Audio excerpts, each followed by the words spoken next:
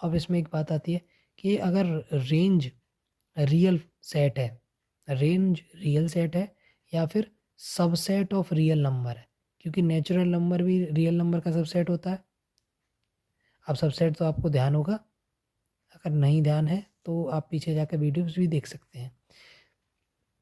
तो एन जो है रियल नंबर का सबसेट है। तो या तो ये जो रेंज है, या तो ये खुद रियल नंबर हो, या ये किसी रियल नंबर का सबसेट हो, यानी रियल नंबर्स का सबसेट हो। तो ऐसे फंक्शन को हम रियल वैल्यूड फंक्शन कहते हैं। ऐसे फंक्शन को हम रियल वैल्यूड फंक्शन कहते हैं। देखो यहाँ नेचुरल नंबर है, नेचुरल नंबर रियल नंबर का सबसेट होता है, तो ये रियल वैल्यूड फंक्शन हो गया।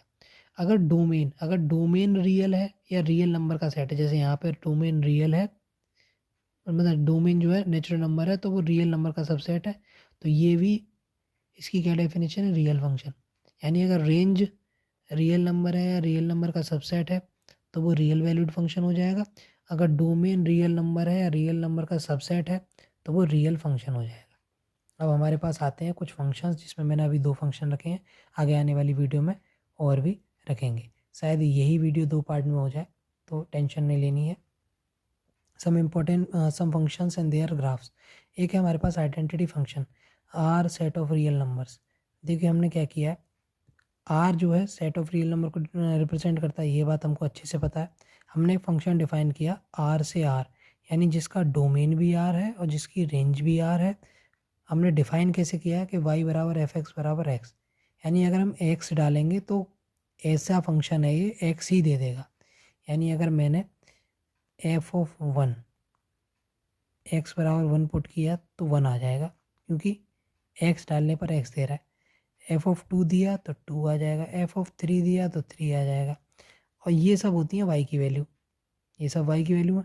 तो हम ग्राफ प्लॉट कैसे करते हैं, x और y में। x एक्सिस होता है, एक y एक्सिस होता है। तो x की वैल्यू क्या है, 1। तो 1 की वैल्यू क्या आ रही है, अगर x 1 डालूंगा तो y भी कितना आ रहा है, 1। ठीक, x 2 डालूंगा तो y भी 2 आ रहा है, x 3 डालूंगा तो y भी 3 आ रहा है।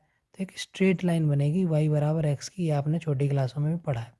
तो ये इस तरह के फंक्शन को क्या कहते हैं हम, आइडेंटिटी फंक्शन, जिसमें जो वैल्यू डाली जाए x की लौट कर वही आ जाए। यानी अगर x डालूंगा तो x ही उसकी इमेज बन जाएगी, तो उसको क्या कहते हैं हम, आइडेंटिटी फंक्शन। अब हमारे पास आता है कांस्टेंट फंक्शन।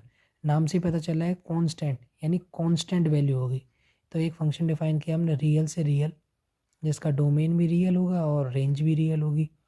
अब क्या है, हमने फंक्शन डिफाइन किया y बराबर एफ एक्स बराबर सी। सी क्या है, कांस्टेंट, 0 1 2 3 4 5 6 7 8, कुछ भी हो सकता है, कोई भी वैल्यू हो सकती है, 1/2 3/2, क्योंकि यहाँ रेंज कैसी है, रियल। तो आप 0.1 0.2 कुछ भी ले सकते हो जो आपकी इच्छा हो। तो डोमेन भी रियल है।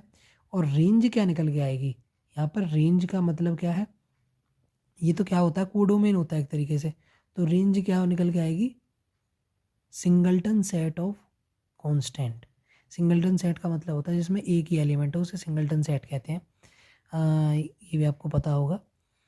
अब यहाँ पे सी का क्या मतलब, मान लो मैंने सी 5 लिया तो रेंज क्या आ जाएगी, 5। यानी आप कोई भी वैल्यू डालो 5 ही आनी है। यानी एक्स की कोई भी वैल्यू डाल देना, जैसे एक्स डाला मैंने 3, तो वाई की वैल्यू 5 आएगी, क्योंकि वाई क्या है, यहाँ पर कॉन्स्टेंट है, फिक्स है। तो अगर मैं x बराबर 6 डाल दूँ तो y बराबर 5 ही आएगा।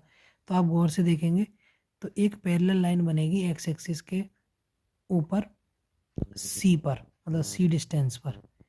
जैसे अगर मैंने y बराबर 5 ले लिया तो ये y बराबर 5 होगा, y बराबर 3 ले लिया तो मतलब y बराबर 3 होगा। c की वैल्यू मैंने अपनी मर्जी से जो भी ली उसका ग्राफ प्लॉट करते जाएंगे हम।